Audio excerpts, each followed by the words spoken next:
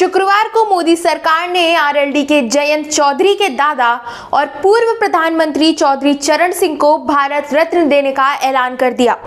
सरकार के इस ऐलान के बाद जयंत काफी भावुक दिखे।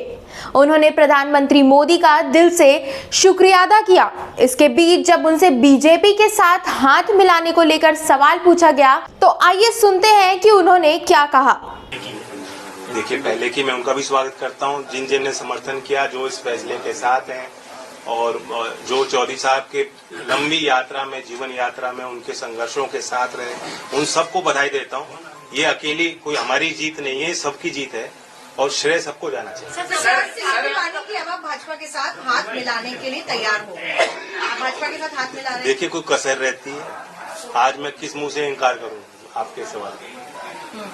जो आपने बात पूछा कि कांग्रेस में पहले निर्णय नहीं लिया गया, मैं तो अंदर से जानता हूं कितनी बार चौधरी अजीत सिंह जी के मन में बात उठी, कितने बार उन्होंने प्रयास किए।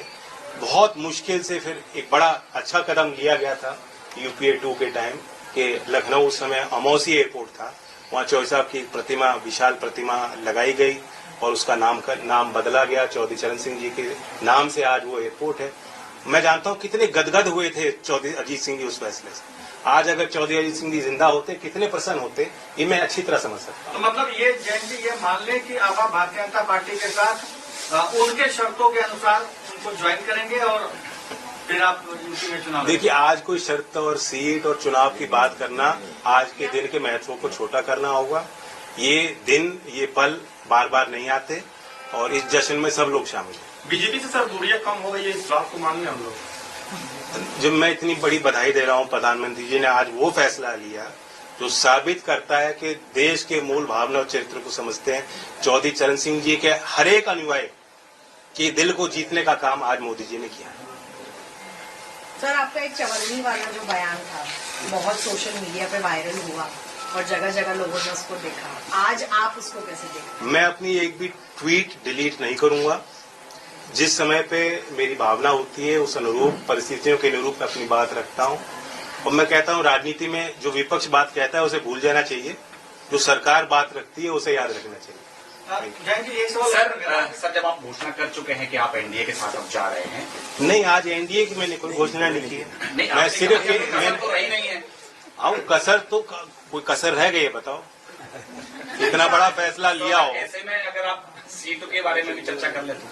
मैं कहा सीटों की कोई बात ना मैं आपके साथ करूंगा, ना मैं किसी प्रधानमंत्री या सरकार में शामिल लोगों के साथ बैठ के करूंगा, बीजेपी के किसी व्यक्ति के साथ नहीं करूंगा। आज तो मैं उनको धन्यवाद देता हूँ। बता सके कि एक सवाल, ये वाकई में आज बहुत बड़ा दिन है आपके लिए और किसान समाज के लिए, खासतौर पर पश्चिमी उत्तर प्रदेश की बात करें, जिस तरीके से चौधरी चरण सिंह जी को भारत रत्न मिला है, लेकिन क्या इससे अग्निवीर का मुद्दा खत्म हो जाता है? क्या इससे किसानों की एमएसपी की मांग, जो जिस पर आप लगातार संघर्ष करते रहते, वो मुद्दा खत्म हो जाता है? क्या इससे जो 1.5 साल दिल्ली की सीमा पर किसान आंदोलन चला, जिसमें कई किसानों की जान गई, जो मुद्दा आप उठाते रहे, वो मुद्दा खत्म हो जाता है? इसका आप क्या जवाब देते?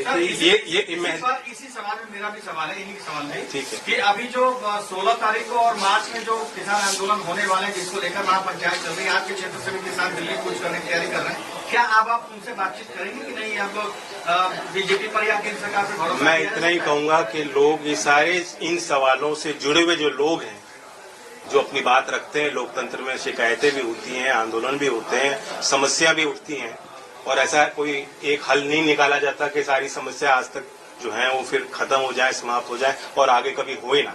तो ये एक सतत प्रयास होता है भारत सरकार का, जो किसानों के प्रति जो उनके भाव हैं, गांव के और कमेरा वर्ग के प्रति जो उनकी इच्छाएं हैं, जो समर्पण है, जो इच्छा शक्ति है, आज उसे उन्होंने प्रदर्शित किया। और लोग हिम्मत ले सकते हैं इस निर्णय से कि अगर कोई सरकार चौधरी चरण सिंह जी को इतना बड़ा सम्मान दे सकती है, तो जो मुद्दे चौधरी चरण सिंह जी के अहम मुद्दे रहे, जिनके लिए उन्होंने काम किया, जिस वर्ग के उत्थान के लिए उन्होंने प्रयास किए, उनकी बात भी मानी जाएगी। Thank you.